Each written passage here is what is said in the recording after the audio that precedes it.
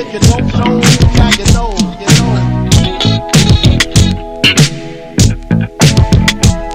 And if you don't know, now you know,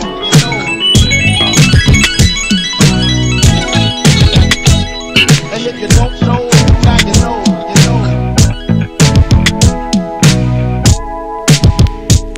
And if you don't know, now you know,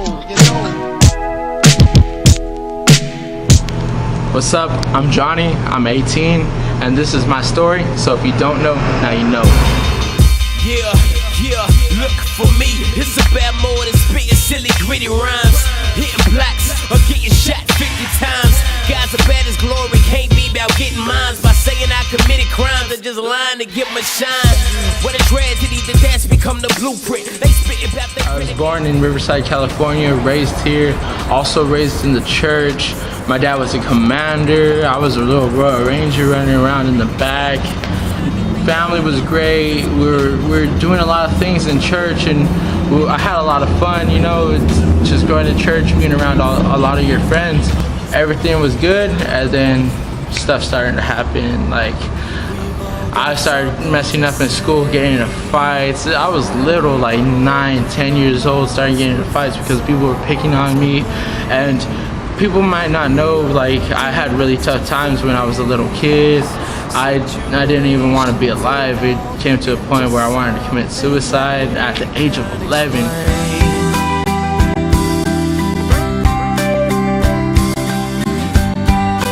So during the time that I wanted to take my own life, my cousins and different people within my family, they started introducing me to the party scene and everything like that.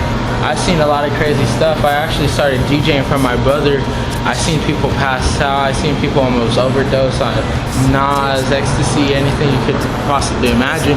And you would think that since I seen that it would stop me, but it didn't. Like at the age of 11, I popped my first pill. I started doing all kinds of crazy stuff that you wouldn't even think. And that party scene eventually turned into something more. It took me to raves. Pharaoh Lost Kingdom had raves. It took me to promoting clubs, different stuff like that. And I was still in church, and I would keep going to our Wednesday night youth services, and we were just a little bit of people, but I would still go to church, then go hit the club and just do my own thing right after. And then a few years later, my parents split up, got a divorce.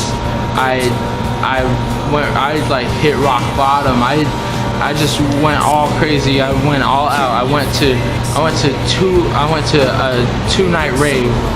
But at the same time, when my parents were split up, I was still going to youth. I was still doing this. I didn't know why I had the passion to go to church if I was gonna do other stuff on my own. 3, 2, 1. Now let me hear you say,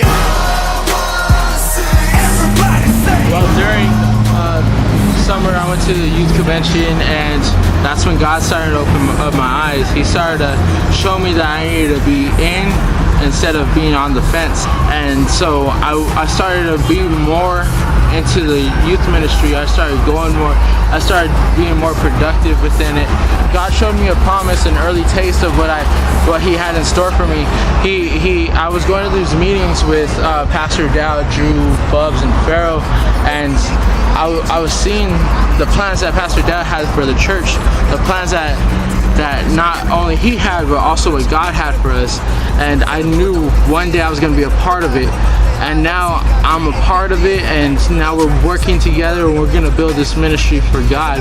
We're going to build this ministry to save these young people within this hurting world. We could change the world. We could strike the chord. So after high school, I want to enter the UTC right here at the West Coast. I want to go in expecting and willing. I want to come out having a new plan that God wants for me, wanting me to do something big within this city, within another city. Anything He wants for me, I'm doing it. Send me, I'll go. And you know what? If you don't know, now you know. And if you don't know, now you know,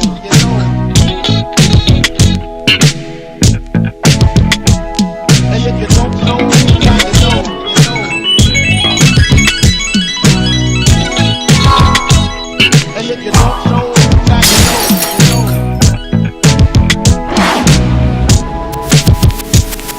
And if you don't know, now you know, you know. And if you don't know,